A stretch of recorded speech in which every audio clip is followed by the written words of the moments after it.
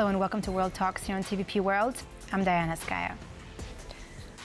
This evening, we turn our attention to the preliminary peace talks that have just concluded between Russia and the United States, hosted in Riyadh in Saudi Arabia. Now, the pivotal meeting comes after months of tensions, marking a significant shift in diplomatic dynamics. Now, key figures like Sergey Lavrov and Yuri Ushakow representing Russia, and the U.S. delegation is headed by Mike Waltz. These talks are seen as a crucial step in addressing the Ukraine conflict. However, what is the issue? Ukraine did not have a seat at the table. Now, joining me now to discuss is Stefan Korshak, senior defense correspondent at the Kyiv Post. Stefan, welcome to the program. Hi, thanks for having me. So let me ask you, from Ukraine's point of view, how do you assess this meeting in Riyadh? Are there any signs of closer positions, any significant breakthroughs that you would see between the delegations? Of course, keeping in mind that the Ukrainian delegation was not present. President Zelenskyy postponed his trip to Saudi Arabia. Well, based on what the participants say, there were no significant breakthroughs.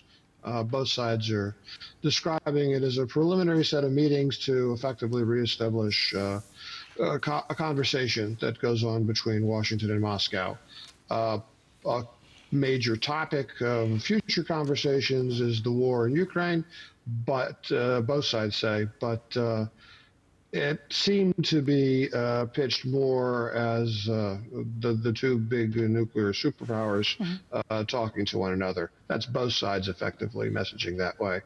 So from the Ukrainian perspective, it doesn't seem to be a disastrous result, but it's a worrying step in a direction away from strong support to Ukraine by the United States, because the United States has effectively reopened or taken a step towards more normal relations with the country that invaded Ukraine and started an unprovoked war.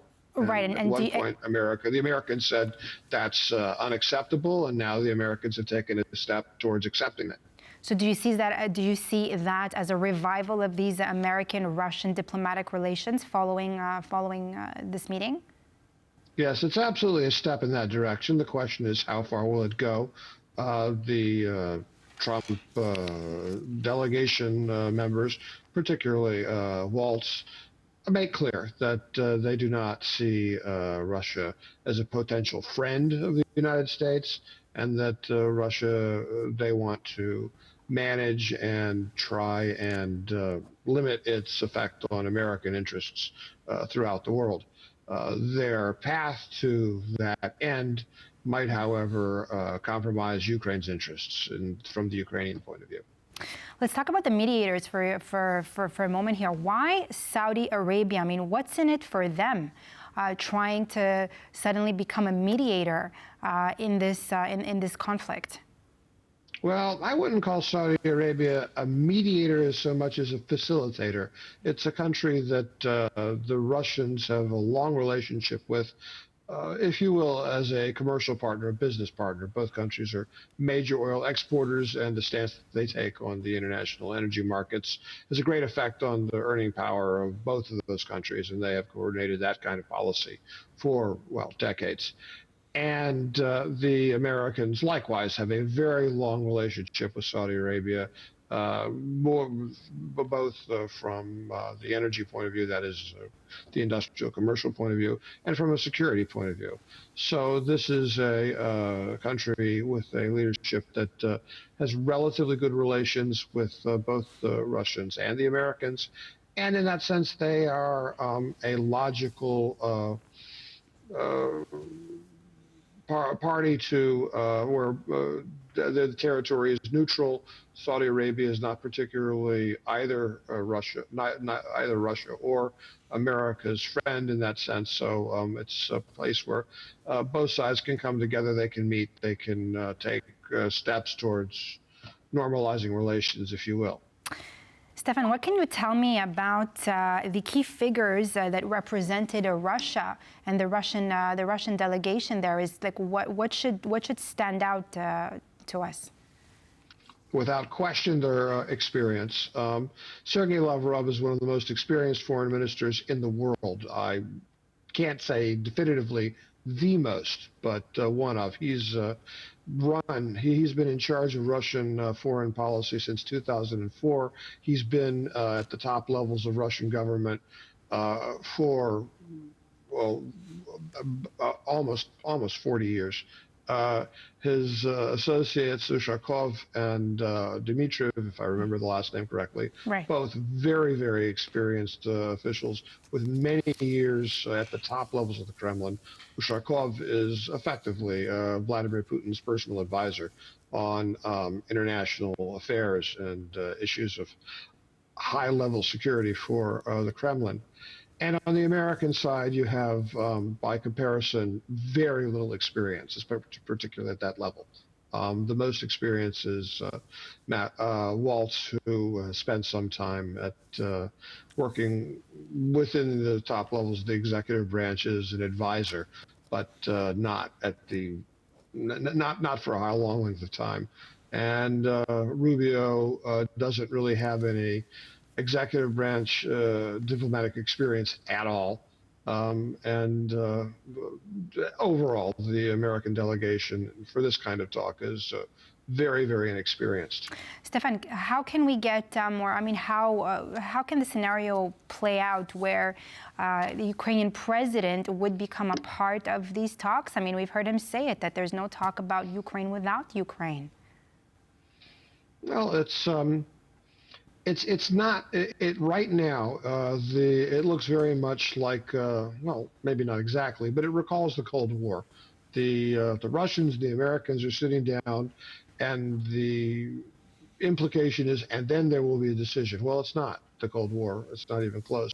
And there are many factors and players. There is the Europe written large, and then there are individual countries in Europe who will have a major effect on what terms might be put forward by the, let's say, pro-Ukraine side.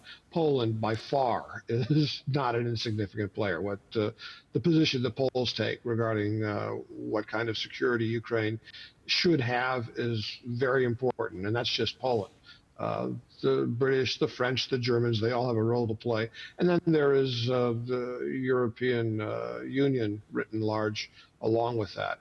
And all of those players will have to be brought in at one time or another for their part in the discussions. But the other, even more important factor is the Ukrainians themselves. They are anything but passive here. They fought the Russians to a standstill. They're basically holding their ground. They are attacking Russian oil refineries. They hit two just this morning. And they have the second largest military in Europe. And it's probably the most combat efficient at this point in time.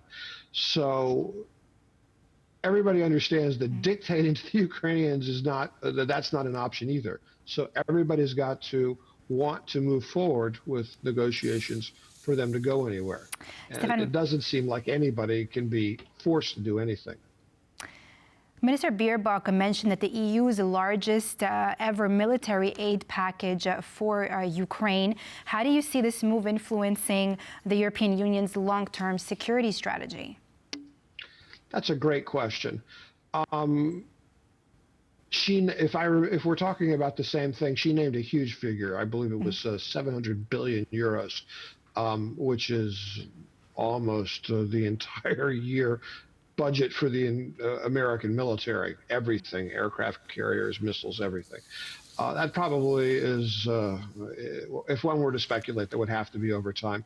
In terms of support to Ukraine, that is a massive sum of money. That alone, were Ukraine to actually be able to depend on it, would effectively give, at minimum, Ukraine the ability to not be to not need American assistance at all, or at least to be able to be resourced to levels beyond what Ukraine is right now. It could also translate to even greater firepower on the Ukrainian side, were that money to translate into weapons and equipment and munitions and so on. Thank you so much, even though Stefan. even though Germany is the biggest player, whether or not they can deliver that Europe can deliver that kind of money is an open question. I mean, I saw the report. I'm not sure I believe it yet. Thank you so much, Stefan Korshak, senior defense correspondent for the Kyiv Post, for sharing your input on this unfolding situation and the talks that are taking place in Saudi Arabia on the future of Ukraine. Thanks for being with us. Thanks, Grace. Thank you for having me. And that completes this edition of World Talks here on TVP World. Thanks for watching, but don't go away. Up next, news with Sally Yashchemska.